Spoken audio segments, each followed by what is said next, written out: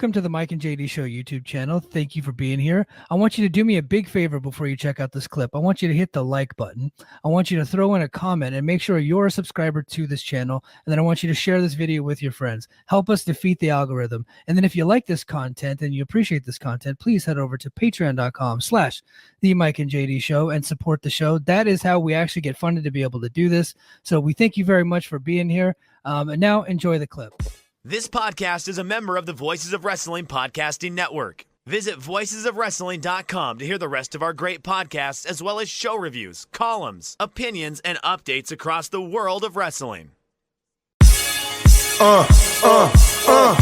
Competition starting to get thick, it's the click, so I hope you watch your A game. A made no rain from the track when we unite and spit. This isn't A game, better bring your A game. Competition starting to get thick, it's the click, so I hope you watch your A game. A made no rain from the track. So the only thing we have left to talk about is so we already talked about a little bit, like when WWE is kind of giving the audience what they want, it's really difficult for AEW to gain traction. And one of the things that they have finally did on WWE television that they gave the audience, is one of the reasons why I kind of stopped watching them, is because I was like, man, you guys are so lame with this PG stuff. Is not only did they incorporate cuss words this week with The Rock and Cody Rhodes, but they actually had The Rock throw Cody into like his bus, and he actually ran the razor across the forehead and got juiced. And then The Rock like took the blood and then wiped it over his weightlifting belt that said Mama Rhodes on it. And probably the greatest angle that WWE's done in a decade, I would say, like easily. Decade plus. I mean, like The Rock is, as far as like television wrestling characters, there's literally nobody better than The Rock. There just isn't. Like nobody even comes close. Like he outshines everybody. Everybody is second to him. Like nobody even comes close, man. Like he has outshined Roman completely. He's swallowed him whole.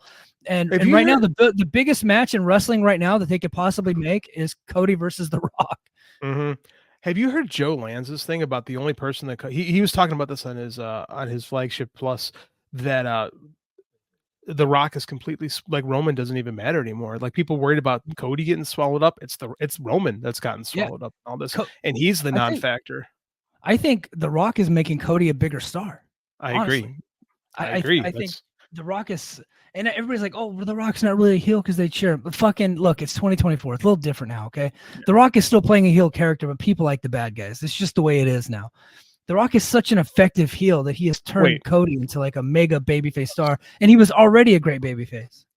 Are you telling me that The Rock isn't a heel because people cheer him? Are these comments from 1998?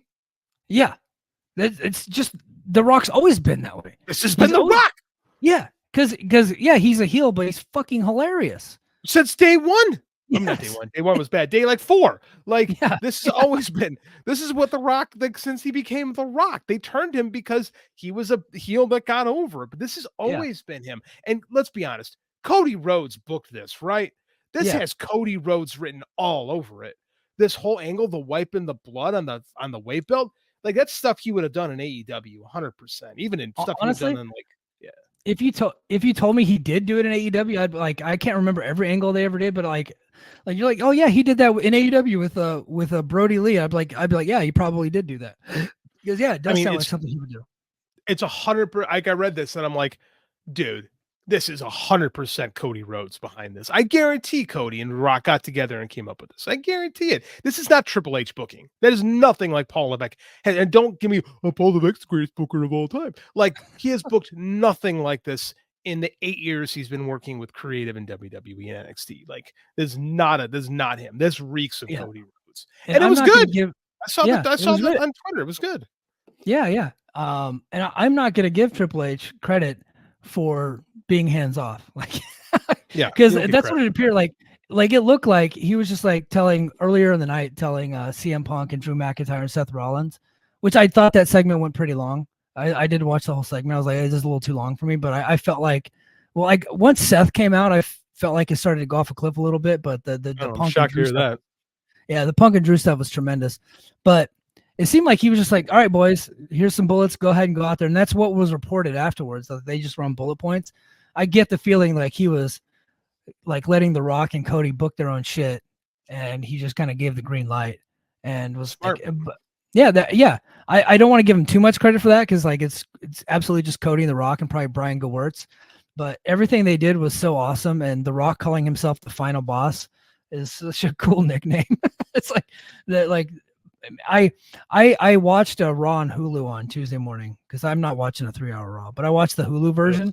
And afterwards, I felt the need to take a shower because I was like, damn, I can't believe I just watched Raw.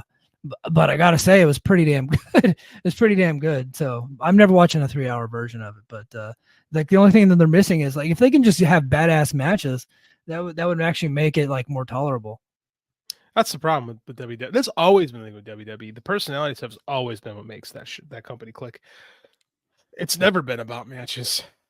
Never.